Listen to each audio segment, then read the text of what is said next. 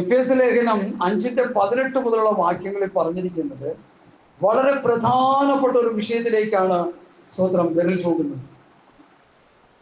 വീഞ്ഞു കുടിച്ച് മധുരമാകരുത്, അതിനാൽ തൊഴിലുറപ്പുണ്ടാകുമല്ലോ, ആത്മാവ് നിറഞ്ഞവരായി സങ്കീർത്തനങ്ങളാലും സ്തുതികളാലും ആത്മീയ ഗീതങ്ങളാലും തമ്മിൽ സംസാരിച്ചും നിങ്ങളുടെ ഹൃദയത്തിൽ കർത്താവിനെ പാടിയും കീർത്തനം ചെയ്തും നമ്മുടെ കർത്താവായ യേശു ക്രിസ്തുവിന്റെ നാമത്തിൽ ദൈവവും പിതാവുമായവന് എല്ലായ്പ്പോഴും എല്ലാവർക്കും വേണ്ടിയും സ്തോത്രം ചെയ്യും. അപ്പൊ വീഞ്ഞു കുടിച്ച് മാത്രമേ പൗലോസ് നമ്മുടെ ശിഷ്യനോട് പറയുന്നുണ്ട്, എന്റെ ശരീരത്തിന്റെ അതിർണത നിമിത്തം അല്പം വീഞ്ഞ് സേവിച്ചു. അതും പറഞ്ഞ് ഇപ്പൊ കുപ്പിയോടെടുത്ത് മോന്തി അബന്ധത്തെ എനിക്കറിയാം.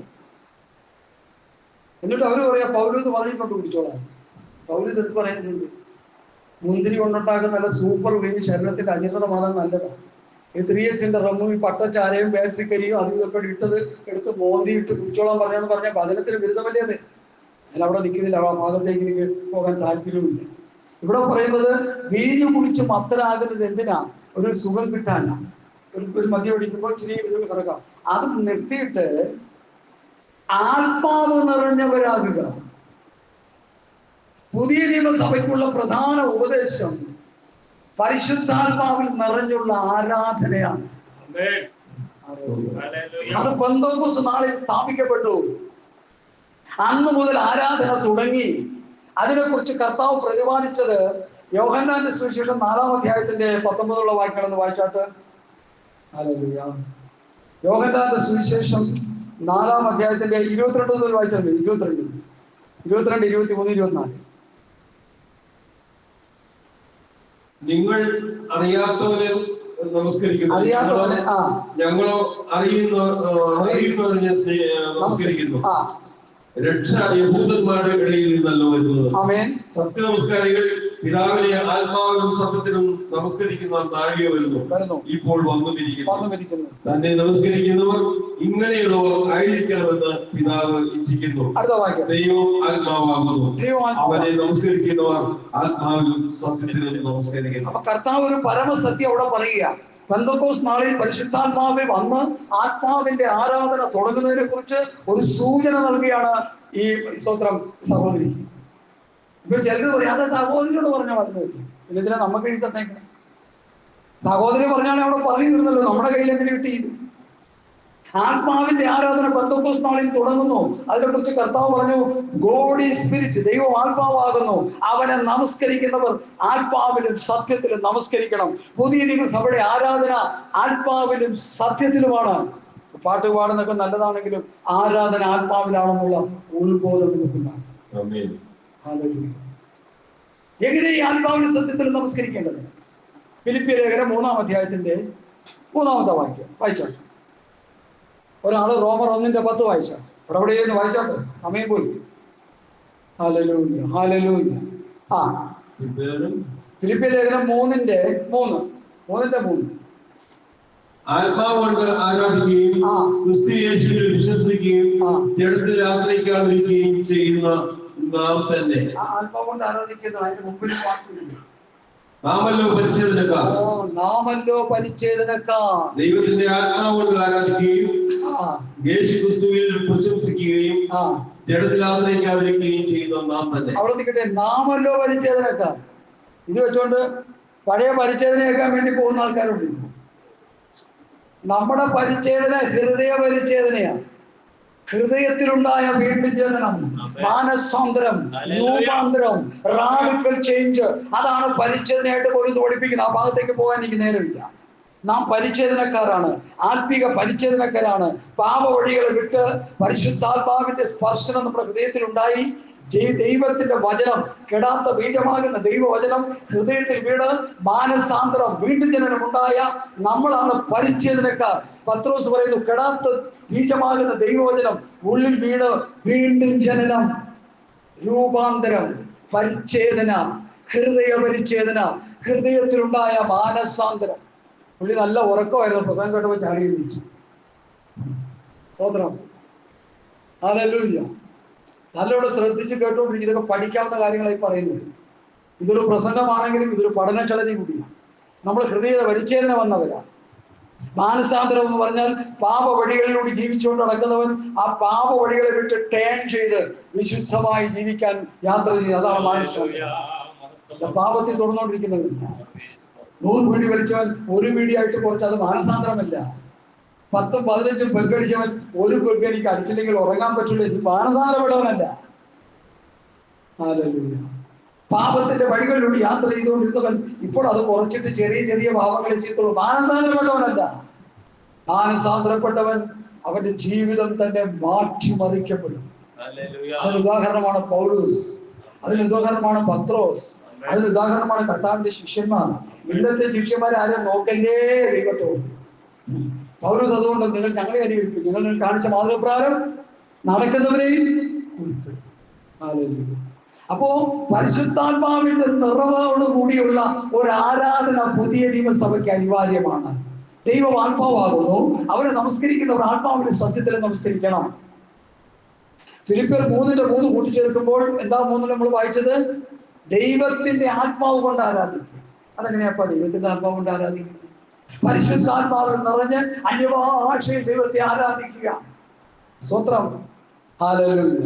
1 കൊരിന്ത്യർ ലേഖനം 14-ാം അധ്യായത്തിന്റെ 15-ാം വാക്യം ഒന്ന് വായിച്ച്. കൊലോസ്യർ 3:16-17 ഒന്നര വായിച്ച്. ഇത്രയും വാക്യോട് വായിച്ച് അടങ്ങിയിരിക്കുക. 14-15. ആകയാലെന്ത്? ഞാൻ ആത്മാവ് കൊണ്ട് പ്രാർത്ഥിക്കും, ബുദ്ധി കൊണ്ടും പ്രാർത്ഥിക്കും, ആത്മാവ് കൊണ്ട് പാടും, ബുദ്ധി കൊണ്ടും പാടും. മതി. ആത്മാവ് കൊണ്ട് പാടും, ബുദ്ധി കൊണ്ടും പാടും. ആത്മാവ് കൊണ്ട് പ്രാർത്ഥിക്കും, ബുദ്ധി കൊണ്ടും പ്രാർത്ഥിക്കും. എന്താണ് ആത്മാവിന്റെ ആരാധന? കർത്താവ് പറഞ്ഞ ആ പെന്തക്കോസ്ത് നാളിൽ വെളിപ്പെടാൻ പോകുന്ന ആരാധനയെ കുറിച്ച് പറഞ്ഞു. പെന്തക്കോസ്ത് നാളിൽ ഇത് വെളിപ്പെട്ടു. അപ്പോസ്തലന്മാർ ആത്മാവിൽ ആരാധിച്ചു. പൗലോസും ശീലാസും കാരാഗ്രഹത്തിൽ ദൈവത്തെ ആരാധിച്ചു. അവർ പാട്ടുപാടി സ്തുതിച്ചു എന്ന് പറഞ്ഞാൽ അതിന്റെ ശരിയായ അതിന്റെ വേഷയിൽ നമ്മൾ പഠിക്കുമ്പോൾ അവർ ആത്മാവിൽ നിറഞ്ഞ ആത്മാവിൽ പാടി. ഭക്തന്മാർ ആത്മാവിൽ പാടിയപ്പോൾ ദൈവത്തിന്റെ പ്രവൃത്തിയോടെ വെളിപ്പെട്ടു. ആരടാന്ന് പറഞ്ഞ് കഴുത്തിന് കുത്തിയെടുത്ത് ഉള്ളിലോട്ട് ഇട്ടവൻ വന്ന് മുമ്പിൽ നിൽക്കുക. എന്താ? യജമാനന്മാരെ രക്ഷപ്രാപിപ്പാൻ. പൗലോസ് പരിശുദ്ധാത്മാവിൽ നിറഞ്ഞ് ദൈവവചനം സംസാരിച്ചപ്പോൾ വചനം കേട്ടവരുടെ ഹൃദയത്തിൽ എന്ത് ചെയ്തു? കുത്തുകൊണ്ടു. ഇന്നിപ്പോ കുത്തുകൊള്ളുമ്പോ പാസ്വേഡ് തിരിച്ചു കുത്തേ നടന്നുകൊണ്ടിരിക്കുന്നു. സ്വന്തം എന്നെ കേൾക്കുന്ന പ്രിയപ്പെട്ടവരെ, പരിശുദ്ധാത്മാവിൽ നിറഞ്ഞ് ദൈവത്തെ ആരാധിക്കണം. 1-2 പാട്ടൊക്കെ പാടിയിട്ട് പിന്നെ അങ്ങോട്ട് ആത്മാവിൽ ആരാധിക്കണം. ഞാൻ ഇരിക്കുന്നതുകൊണ്ട് ഇദ്ദേഹത്തിന് അറിയാം, ഞങ്ങളുടെ ദൈവവചനം പഠിപ്പിച്ച ഒരു ഉപദേഷ്ടാവുണ്ട് 94കാരൻ. ഞാൻ പുള്ളിയുടെ കൂടെ നടന്നപ്പോ പുള്ളിയുടെ കൂടെയുള്ള വിശ്വാസികളുടെ ഒരു ലീഡറായിരുന്നു ഞാൻ. എന്നെ അദ്ദേഹം ഏൽപ്പിക്കില്ല, പ്രാർത്ഥിക്കാൻ കാര്യങ്ങളൊക്കെ പറയും. എന്നോട് പറയും എല്ലാവരും ആത്മാവിൽ ആരാധിക്കാൻ പറയുന്നു. അവരെല്ലാവരും ആത്മാവിൽ ആരാധിക്കും. 2 പ്രാവശ്യം 2 പ്രാവശ്യം മണിക്കൂറുകൾ ആരാധിച്ചതിന് സമയം പോയി തന്നില്ല. ആത്മാവിൽ എന്തോ ഒരു സന്തോഷമായിരുന്നു. ഒരു വാക്കുപോലും ബുദ്ധി കൊണ്ട് പറയാതെ പരിശുദ്ധാത്മാവിന്റെ നിറവിൽ പ്രാർത്ഥിക്കുകയും ആത്മാവിൽ പാടുകയും ചെയ്യുന്ന അവസ്ഥകൾ വന്നു കഴിഞ്ഞാൽ, അങ്ങനെയുള്ളവരുടെ നടുവിൽ ഒരു പാപിയായ ഒരു വീണ്ടും ജനനം പ്രാപിക്കാത്ത ഒരു വ്യക്തി വന്നാൽ അവൻ ഇങ്ങനെ പറയും, ഇവരുടെ ഇടയിൽ ദൈവമുണ്ടെന്ന് പറഞ്ഞ് അവർ കവിണ്ണ് വീടുവാനിടയായി തീരും. ദൈവാത്മാവിന്റെ ടച്ചിങ് അവരുടെ മേലുണ്ടാകും. റോമർ 1:10 പൗലോസ് പറഞ്ഞിരിക്കുന്നത്, ഞാൻ എൻ്റെ ആത്മാവിൽ ആരാധിക്കുന്ന ദൈവം. ആത്മാവിന്റെ ആരാധന എന്നുള്ളത് പുതിയ നിയമസഭയ്ക്ക് പരിശുദ്ധാത്മാവിന്റെ അഭിഷേകത്തോടെ ദൈവം തന്നിരിക്കുന്ന ഒരു വലിയ ഗിഫ്റ്റാണ്, ഒരു വരദാനമാണ്, ഒരു അനുഗ്രഹിക്കപ്പെട്ട ആത്മീയ അനുഭവമാണ്. അത് നമ്മൾ നഷ്ടപ്പെടുത്തി കളയരുത്. ഒരു രോഗി നമ്മുടെ മധ്യത്തിൽ വന്നിരിക്കട്ടെ, 10-15 പേര് വിശ്വാസമുണ്ട്. എല്ലാവരും കൂടി ചേർന്ന് ആത്മാവിൽ ആരാധിച്ചാൽ പോ രോഗമേ പോ പിശാച് എന്ന് പറയണ്ട. നമ്മൾ ആത്മാവിൽ ആരാധിച്ചാൽ ആ പിശാച് അവിടെ ആ വ്യക്തിയെ തള്ളിയിട്ടിട്ടോ എതിരായിട്ടോ ഇറങ്ങിയാന്ന് പോകും. വേറെ ഒന്നും ചെയ്യണ്ട. പല സ്ഥലങ്ങളിലെ സംഭവം നടന്നിട്ടുണ്ട്. ഞാനത് എടുത്തു പറയാൻ താല്പര്യപ്പെടുന്നില്ല, എനിക്ക് അങ്ങനെ പറയുന്നത് ഇഷ്ടമല്ല. ബഹുമാനവും മഹത്വവും മുഴുവൻ കർത്താവിന്. നമ്മൾ ആത്മാവിൽ ആരാധിക്കുമ്പോൾ, ആത്മാവിൽ പാടുമ്പോൾ, ആത്മാവിൽ പ്രാർത്ഥിക്കുമ്പോൾ ദുഷ്ടശക്തികൾക്ക് നമ്മുടെ മധ്യത്തിൽ ഇരിക്കുവാൻ കഴിയില്ല. അവർ സടകുടഞ്ഞ് എഴുന്നേറ്റ് പോകണം. ഹല്ലേലൂയ. എന്നെ കേൾക്കുന്ന പ്രിയപ്പെട്ടവരെ, പൗലോസും ശീലാസും പ്രാർത്ഥിച്ചപ്പോൾ അതാണ് സംഭവിച്ചത്. അപ്പോസ്തലന്മാരുടെ ശുശ്രൂഷയുടെ വേളയിൽ വലിയ അനുഭവങ്ങൾ അവർ നടന്നിട്ടുണ്ട്. അവരുടെ ദൈവത്തിന്റെ പ്രവൃത്തി അവരിൽ നടന്നിട്ടുണ്ട്. അതുകൊണ്ട് ഞാനിത് വിളിച്ചു പറയുന്നത്. കൊലോസ് ലേഖനം 3:16-17 സങ്കീർത്തനങ്ങളാലും സ്തുതികളാലും വായിച്ചാട്ട്. ആ ഭാഗം വായിച്ചാട്ട്. എന്നിട്ട് വായിക്കൂടെ വായിച്ചാൽ ഇരുന്നോളാം. സങ്കീർത്തനങ്ങളാലും 1 Corinthians 14:15 നമ്മൾ വായിച്ചു. ആത്മാവ് കൊണ്ട് പാടും, ബുദ്ധി കൊണ്ട് പാടും, ആത്മാവ് കൊണ്ട് പ്രാർത്ഥിക്കും, ബുദ്ധി കൊണ്ട് പാടും. അപ്പൊ ആത്മാവിൽ പ്രാർത്ഥിക്കുകയും ആത്മാവിൽ പാടുകയും ചെയ്യുന്നവരായി നമ്മൾ തീരണം. അടുത്ത കൊലോസ്യർ 3:16-17 സങ്കീർത്തനങ്ങളാലും ആത്മീയ ഗീതങ്ങളാലും തമ്മിൽ പഠിപ്പിച്ചും ബുദ്ധി ഉപദേശിച്ചും നന്ദിയോടെ നിങ്ങളുടെ ഹൃദയങ്ങളിൽ ദൈവത്തിന് പാടിയും ഇങ്ങനെ ക്രിസ്തുവിന്റെ വചനം ഐശ്വര്യമായി സകല ജ്ഞാനത്തോടും കൂടെ നിങ്ങളിൽ വസിക്കട്ടെ. വചനം വസിക്കുന്നത് ക്രിസ്തുവിന്റെ വചനമാണെന്ന് പൗലോസ് എടുത്തു പറഞ്ഞിരിക്കുക. സങ്കീർത്തനങ്ങളാണ് സ്തുതി. 150 സങ്കീർത്തനം അല്ല ഈ പറയുന്നത്. നമ്മൾ അന്യഭാഷ പറയുന്നതിന് ഒരു ആത്മീക സങ്കീർത്തനം, അതൊരു സങ്കീർത്തനമായിട്ട് വചനം വെളിപ്പെടുത്തുകയാണ്. അതൊരു ദൈവത്തെ സ്തുതിക്കുന്ന അനുഭവമാണ്. സങ്കീർത്തനങ്ങളാണ് സ്തുതി എന്ന് പറഞ്ഞാൽ സ്തോത്രം, ഹല്ലേലൂയ, സ്തുതി. ആത്മീയ ഗീതം എന്ന് പറഞ്ഞാൽ ആത്മാവ് പറഞ്ഞ അന്യഭാഷയിൽ പാടുന്നത്. അങ്ങനെ പാടുന്ന അനുഭവങ്ങൾ സഭയ്ക്കുണ്ട്. അത് ഉണ്ടാകണം സഭയിൽ. അത് തന്നെ റെപ്യൂട്ടേഷൻ ചെയ്യുന്ന എഫേസ്യ ലേഖനം 5:18 വായിച്ചു. 5:18 വായിച്ചു. വിജയം വായിച്ചിട്ട് 5:18 മുതൽ 21 വരെ. Hallelujah, hallelujah, hallelujah. അതിനാൽ ദുർനടപ്പ് ഉണ്ടാകുമല്ലോ. ആത്മാവ് നിറഞ്ഞവരായി അവിടെ പറയും സങ്കീർത്തനങ്ങളാൽ സ്തുതികളാൽ. അവിടെ പറയും ആത്മീയ ഗീതം. സങ്കീർത്തനം അന്യഭാഷ. അടുത്ത തമ്മിൽ സംസാരിച്ചു ഹൃദയത്തിൽ കർത്താവിന് പാടി കീർത്തനം ചെയ്തു. നമ്മുടെ കർത്താവ് യേശു ക്രിസ്തുവിന്റെ നാമത്തിൽ ദൈവവും പിതാവുമായവന് എല്ലായ്പ്പോഴും എല്ലാറ്റിനും വേണ്ടിയും സ്തോത്രം ചെയ്തുകൊള്ളുവിൻ. ഇവിടെയൊക്കെ പറയുന്ന ഒരു പദമുണ്ട്. നിങ്ങൾ കൂടി വരുമ്പോൾ, നിങ്ങൾ ഫെലോഷിപ്പിന് വരുമ്പോൾ, നിങ്ങൾ സൺഡേ സർവീസിന് വരുമ്പോൾ, ഇടമീറ്റിങ്ങൾക്ക് വരുമ്പോൾ സങ്കീർത്തനങ്ങൾ, സ്തുതികൾ, ആത്മീയ ഗീതങ്ങൾ ഉണ്ടാകണം. അതാ പുതിയ നിയമസഭയുടെ ഉപദേശമാണ്, ലിഖിതമായ ഉപദേശമാണ്. അതാ ഞാൻ പറഞ്ഞിരുന്നു പറയാനായിട്ട് എനിക്ക് പ്രേരണ ഉണ്ടെന്ന് ഞാൻ അവിടെ നിന്ന് വീട്ടിൽ നിന്ന് സൗരോട് പറഞ്ഞുകൊണ്ട് വന്നു. ഇന്ന് എനിക്ക് അവിടെ ചില ഉപദേശങ്ങൾ പറയാനുണ്ട്, കട്ടിയായ ഉപദേശങ്ങൾ. എനിക്കിത് 25 വർഷം മുമ്പ് അറിയില്ലായിരുന്നു. ഒരു ബന്ധോസാരനായിരുന്നു എനിക്ക്. ഞാൻ പാടിക്കഴിഞ്ഞാൽ പേരിന്റെ അത്ര ചാടുമായിരുന്നു. അപ്പൊ എന്നോട് ചോദിക്കും എന്തിനോടാ ചാടണം? എല്ലാവരും ചാടുന്ന ഞാൻ ചാടും. നമുക്കിപ്പോൾ അതൊന്നുമില്ല. നമ്മുടെ പാട്ട് പാടി കഴിയുന്ന ആളാണ്. അത് ആത്മാവിലാകണം. ആത്മാവിലുള്ള പ്രാർത്ഥനകളാകണം. ആത്മാവിലുള്ള പാട്ടുകളാകണം. അങ്ങനെ ആത്മാവിൽ പാടുമ്പോൾ, ആത്മാവിൽ പ്രാർത്ഥിക്കുമ്പോൾ, ആത്മാവിൽ ആരാധിക്കുമ്പോൾ അവിടെ പിശാചിന് ഇടമില്ല. ദൈവത്തിന്റെ ഹോളി പ്രസൻസ് ഇവിടെ ഇറങ്ങും. ഞാൻ ചോദിക്കട്ടെ, 5-6 മാസം കൊണ്ട് ഇവിടെ വന്ന് നമ്മൾ പ്രാർത്ഥിച്ചു, പാടിയൊക്കെ ചെയ്തു. ദൈവഹിതമല്ലാത്തവരൊക്കെ പോയി എന്താ കാര്യം? ഇരിക്കാൻ പറ്റത്തില്ല അവർക്ക് ഇവിടെ. ആത്മാവിൽ പ്രാർത്ഥിക്കുന്ന ഒരുവരുണ്ടെങ്കിൽ ആ പ്രാർത്ഥന നടുവിൽ പിശാചിന്റെ ശക്തികൾക്ക് ഇരിക്കാൻ പറ്റത്തില്ല. ദുർപദേശകന്മാർക്ക് അവിടെ സ്ഥാനമില്ല. അവർ വിട്ടോടാനിടയായി തീരും. അതിനുള്ള മുഖാന്തരങ്ങൾ സ്വന്തം ഒരുക്കും. അത് തന്നെയല്ലേ എവിടെയും സംഭവിച്ചത്. സത്യത്തിലും ആത്മാവിലും കൂട്ടം ഈ ദേശത്ത് എഴുന്നേറ്റ് വരട്ടെ. അത് ദൈവത്തിന്റെ ഹിതമാണ്. കർത്താവിന്റെ വരവിനുവേണ്ടി ഒരുങ്ങേണ്ട ഗ്രൂപ്പ് കൂടെ എഴുന്നേറ്റ് വരട്ടെ. 1 Corinthians 14-ന്റെ 26 വാക്യോട് വായിച്ച് ഞാൻ ഇരിക്കാൻ പോവാം. സ്വന്തം എല്ലാവരും പ്രാർത്ഥനയോട് ഇരിക്കാം ചില നിമിഷങ്ങൾ. Hallelujah, hallelujah. ഇത് കഴിഞ്ഞിട്ട് അല്പസമയം നമുക്ക് ആത്മാവിൽ തന്നെ, അന്യഭാഷയിൽ തന്നെ ഒന്ന് ആരാധിക്കണം. ഈ ഫ്രാൻസിസൊക്കെ അഭിഷേകം പ്രാപിക്കണം.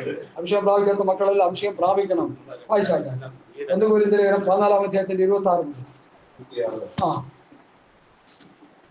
26 സഹോദരന്മാരെ, നിങ്ങൾ കൂടി വരുമ്പോൾ ഓരോരുത്തരും സങ്കീർത്തനമുണ്ട്, ഉപദേശമുണ്ട്, വെളിപ്പാടുണ്ട്, അന്യഭാഷയുണ്ട്, വ്യാഖ്യാനമുണ്ട്. ഇതാണ് നമ്മൾ കൂടി വരുമ്പോൾ ഉണ്ടാകേണ്ടത്. സഭ കൂടി വരുമ്പോൾ ഓരോരുത്തരും സങ്കീർത്തനമുണ്ട്, വെളിപ്പാടുണ്ട്, ഉപദേശമുണ്ട്, അന്യഭാഷയുണ്ട്, വ്യാഖ്യാനമുണ്ട്. സകലതും ആത്മീയ വർധനവിനാണ്. ഇത് ഷോ കാണിക്കാൻ പറയുകയല്ല, ആത്മീയ വർദ്ധനവിന് വേണ്ടിയാണ് സഭ കൂടി വരുമ്പോൾ ദൈവത്തിന്റെ ആത്മാവിൽ ഈ ശുശ്രൂഷകൾ നടക്കേണ്ടത്. അങ്ങനെ നടക്കുന്നിടത്ത് ഒരു പാവി വന്നാൽ അവർ ഇരിക്കാൻ പറ്റത്തില്ല, ഇറങ്ങി പോകും പുറത്തേക്ക്. ദൈവാത്മാവിന്റെ ടച്ചിങ് ഉണ്ടാവും. ഇത് ഒത്തിരി സഭകൾ അനുഭവിച്ചിട്ടുള്ളതുകൊണ്ട് പറയുകയാണ്. ഹല്ലേലൂയ. അപ്പോസ്തലന്മാരുടെ ഇടയിൽ അങ്ങനെയുള്ള ശുശ്രൂഷകൾ നടന്നുകൊണ്ടിരിക്കുമ്പോഴാണ് അനന്യാസും സഫീറയും കയറി വരുന്നത്. സംഭവം ഞാൻ പറയണ്ടല്ലോ മറുപടി എന്താണെന്ന്. ഇന്ന് എന്തുകൊണ്ട് അത് ഉണ്ടാകുന്നില്ല? ദൈവത്തിന്റെ ഹോളി പ്രസൻസ് ഇറങ്ങേണ്ടത് പോലെ ഇറങ്ങുന്നില്ല. പഴയ നിയമത്തിൽ ആരാധനയുടെ ഒരു സംശയത്തെ രൂപം എന്താ? നല്ലവനല്ലോ അവന്റെ ദൈവത്തിലേക്ക് ഇതിങ്ങനെ പാടിക്കൊണ്ടിരിക്കുക. അതാണ് ദൈവത്തിന് സ്തുതി കൊടുക്കുന്നത്. അവർക്ക് അന്യഭാഷ ആത്മാവിൽ ആരാധന ചെയ്തില്ല. പുതിയ നിയമസഭയ്ക്ക് അതിനേക്കാൾ വലിയ ആരാധനയാണ്. അതാ പത്രോസ് പറയുന്നത്. എന്താ അവർ ചെയ്തുകൊണ്ടിരിക്കുന്നത്? കുനിഞ്ഞു നോക്കുക. പുതിയ നിയമസഭയുടെ ആരാധന ദൂതന്മാർ കുനിഞ്ഞു നോക്കുന്നു പറഞ്ഞാൽ ഇതെന്താ ഇവർ പറയുന്നത്? ഒന്നും മനസ്സിലാകുന്നില്ല. അതെ, നാം പറയുന്ന അന്യഭാഷ നമുക്ക് പരസ്പരം മനസ്സിലാകുന്നില്ല. മനസ്സിലാകുന്ന സ്വർഗം അവിടെയുണ്ട്. ആത്മാവിന്റെ ആരാധന വെളിപ്പെടുമ്പോൾ പിശാചിന്റെ തീയമ്പുകൾ, നമുക്കെതിരെയുള്ള തീയമ്പുകൾ തകർക്കപ്പെടും. നമുക്കെതിരെയുള്ള ദുഷ്ടന്റെ പോലുകൾ തകർക്കപ്പെടും. നമുക്കെതിരെയുള്ള എല്ലാവിധ പിശാചിന്റെ കോട്ടകളും ഇടിഞ്ഞു വാഴപ്പെടും. അതാണ് പൗലോസും ശീലാസും ആരാധിച്ചപ്പോൾ സംഭവിച്ചത്. അങ്ങനെ ഇവിടെ സംഭവിക്കണം.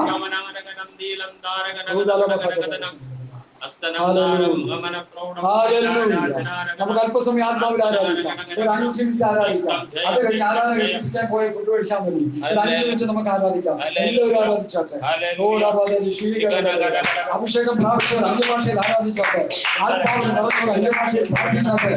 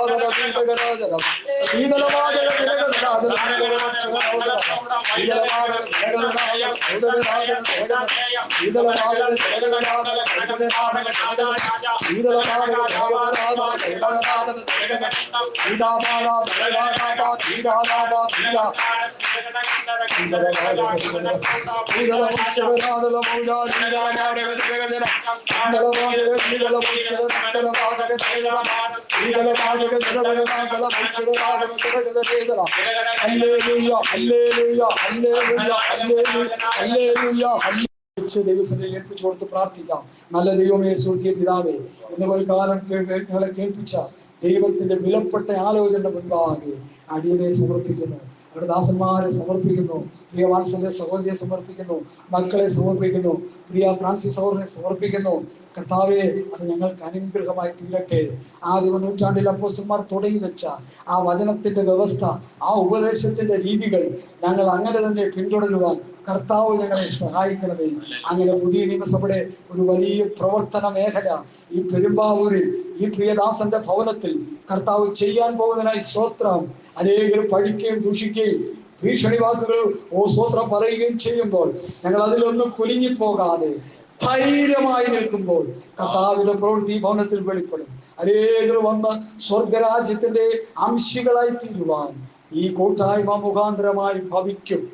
കർത്താവ് അങ്ങനെ ചെയ്യാൻ പോകുന്നതിനായി സ്തോത്രം. നിങ്ങളുടെ പ്രാർത്ഥന കേട്ടതിനായി സ്തോത്രം. നിങ്ങൾ കേട്ട വചനങ്ങളെല്ലാം നിങ്ങൾക്ക് അനുഗ്രഹമാക്കി തീർക്കുന്നുണ്ട് സ്തോത്രം.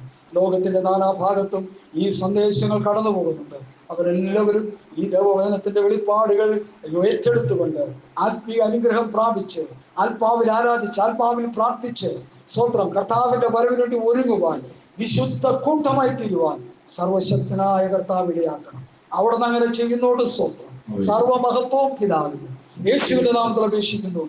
കരുണോട് കേൾക്കണം നല്ല പിതാവേ. കർത്താവിന്റെ പ്രാർത്ഥനയുടെ സ്തോത്രം ചെയ്യാം. സ്തോത്രം സ്തോത്രം സ്തോത്രം സ്തോത്രം. പിതാവാം ദൈവത്തിന്റെ സ്നേഹവും യേശു ക്രിസ്തുവിന്റെ കൃപയും നമ്മെ ആശ്വസിപ്പിച്ച് വഴി നടത്തുന്ന പരിശുദ്ധാത്മാവിന്റെ സംസർഗം കാവലും കൂട്ടായി നമ്മോടും നാം പ്രാർത്ഥിച്ച വിഷയങ്ങളോടും പൂർവ്വത്തുള്ള സകല വിശുദ്ധന്മാരോടും കർത്താവിന്റെ വരവരെയും ഉണ്ടായിരിക്കുമാറാകട്ടെ. യേശു ക്രിസ്തു മുഖാന്തരം ചെയ്യുന്ന ദൈവത്തിന് സ്തോത്രം. ആമേൻ. കർത്താവായ യേശുവേ വേഗം വരണമേ. കർത്താവിന്റെ ദിവ്യ സമാധാനം നമ്മോടുകൂടി ഇരിക്കട്ടെ. ആമേൻ ആമേൻ ആമേൻ ആമേൻ ആമേൻ.